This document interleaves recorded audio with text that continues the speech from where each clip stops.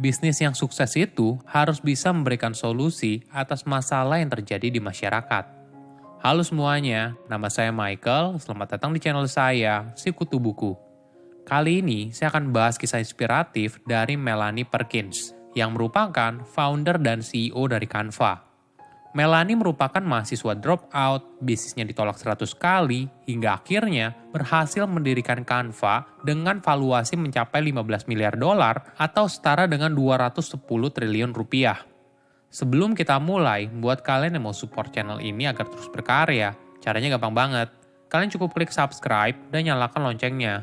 Dukungan kalian membantu banget supaya kita bisa rutin posting dan bersama-sama belajar di channel ini.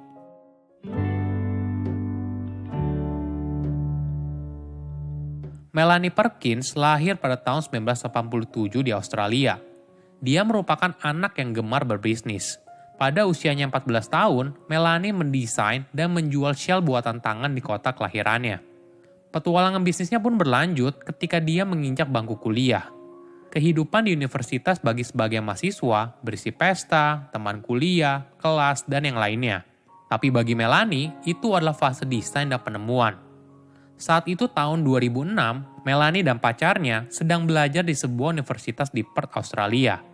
Di waktu luang tersebut, dia mengajar program desain kepada siswa lain dan saat itulah dia menyadari betapa frustasinya dalam mengajarkan desain menggunakan software yang ada, misalnya InDesign atau Photoshop. Bahkan, untuk menemukan satu tombol pun bisa menghabiskan waktu yang lama. Sebagai gambaran, murid harus belajar 1 semester hanya untuk menjadi familiar dengan semua tombol yang ada di program tersebut. Rasa frustasi inilah yang mendorong Melanie menuju jalan yang tidak pernah dibayangkan sebelumnya. Dia punya mimpi ingin membuat desain bisa diakses semua orang. Melanie berpikir pasti ada cara untuk membuat desain lebih mudah dan sederhana. Jadi, dia mulai mencoba dengan produk yang dia tahu, yaitu buku tahunan sekolah.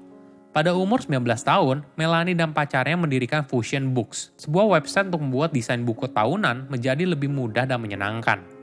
Usaha awalnya juga dimulai sangat sederhana, hanya dari ruang tamu rumahnya. Ide bisnis mereka ternyata disukai banyak orang. Mereka tidak hanya membantu orang lain untuk mendesain buku tahunan, bahkan hingga mencetak lalu mengirimkan buku tahunan tersebut. Startup pertamanya membuat Melanie dan pacarnya menjadi yakin atas ide mereka. Beberapa tahun kemudian, Fusion Yearbook menjadi penerbit buku tahunan terbesar di Australia sebelum melebarkan sayap ke Perancis dan New Zealand. Bisnisnya semakin sukses hingga akhirnya Melanie memutuskan untuk drop out dari kampusnya dan fokus membangun bisnis.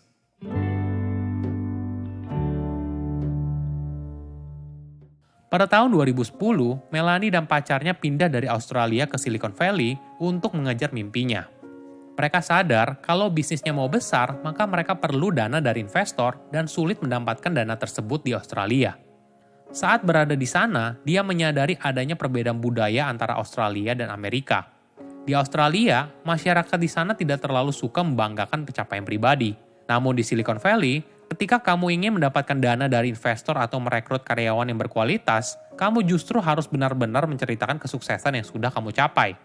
Dia juga merasakan sendiri betapa sulitnya mendapatkan pendanaan bisnis untuk Canva. Bahkan dia pernah ditolak hingga lebih dari 100 investor. Melanie membutuhkan waktu 3 tahun hingga mendapatkan pendanaan pertama dari investor. Dia mengingat saat itu dirinya bangun jam 4 pagi untuk mengejar kereta menuju Silicon Valley demi menghadiri sebuah breakfast meeting dengan para investor.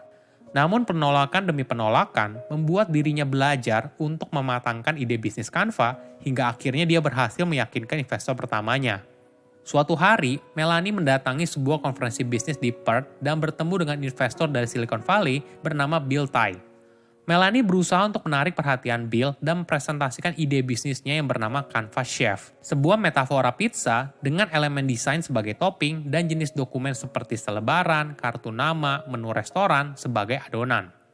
Namun di kemudian hari, Canva Chef akan berubah nama menjadi Canva yang merupakan kata kanvas dalam bahasa Perancis. Dia sempat membaca, jika kamu ingin menarik perhatian seseorang, maka kamu harus meniru bahasa tubuhnya. Itu yang Melanie lakukan saat menjual idenya kepada Bill. Saat itu, Bill sedang duduk makan siang, dia pun melakukan hal yang sama, yaitu makan siang sambil membuka lembaran presentasinya satu persatu. Melanie merasa Bill tidak tertarik dengan ide bisnis yang disampaikan, karena dia sibuk menelpon selama percakapan tersebut. Namun, ternyata Bill cukup tertarik hingga akhirnya dia mengajak Melanie untuk menghadiri acara kitesurfing pribadi yang diadakan oleh Bill khusus untuk para investor bernama Muay Thai. Sebagai informasi, komunitas Muay Thai terdiri dari atlet olahraga ekstrim, inovator, pengusaha, dan investor yang menjalani hidup dengan keras. Bill adalah salah satunya. Melanie sadar kalau acara tersebut sangat penting agar bisa bertemu dengan para investor yang potensial. Dia pun mulai berlatih kitesurfing hingga pada bulan Mei 2013, Melanie terjebak menunggu untuk diselamatkan di antara Pulau Necker dan Mosquito milik miliarder Richard Branson. Dia mengingat, kitesurfing merupakan hobi yang berbahaya, namun pengalaman berharga tersebut sepadan dengan resiko yang besar. Melanie akhirnya mendapatkan pendanaan perdana mereka sekitar $3 juta atau setara dengan 42 miliar rupiah pada awal tahun 2013.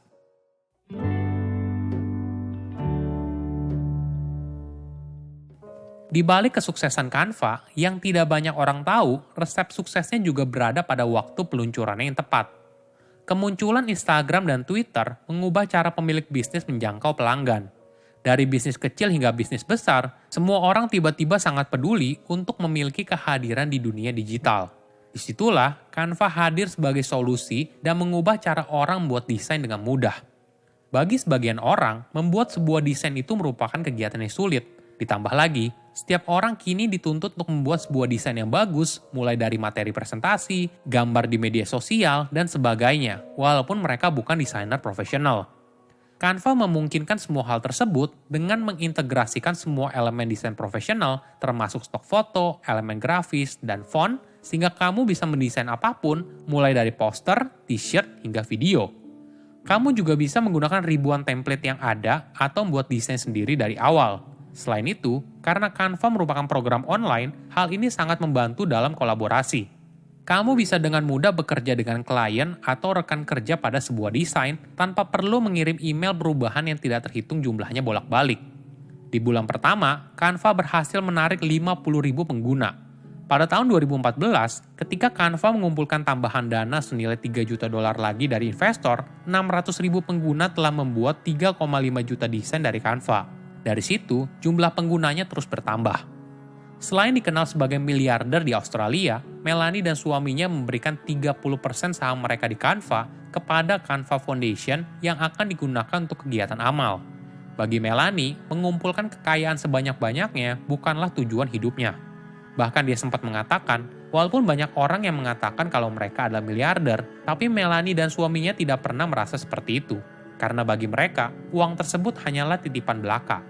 Rencana pertama Canva adalah untuk mendonasikan $10 juta atau setara dengan 140 miliar rupiah kepada organisasi nirlaba Give Directly untuk didistribusikan kepada keluarga ekonomi rentan di Afrika Selatan. Bukan hanya itu, Canva juga berkomitmen untuk menanam 1 pohon dari setiap pesanan cetak yang dilayaninya. Hingga saat ini telah mencapai lebih dari 2 juta pohon. Perubahan zaman membutuhkan cara baru dalam bekerja. Sebuah bisnis baru bernilai apabila mampu menyelesaikan masalah yang terjadi di masyarakat. Silakan komen di kolom komentar pelajaran apa yang kalian dapat ketika tahu informasi ini. Selain itu, komen juga mau tahu informasi apa lagi yang saya review di video berikutnya. Saya undur diri, jangan lupa subscribe channel YouTube Sikutu Buku. Bye-bye.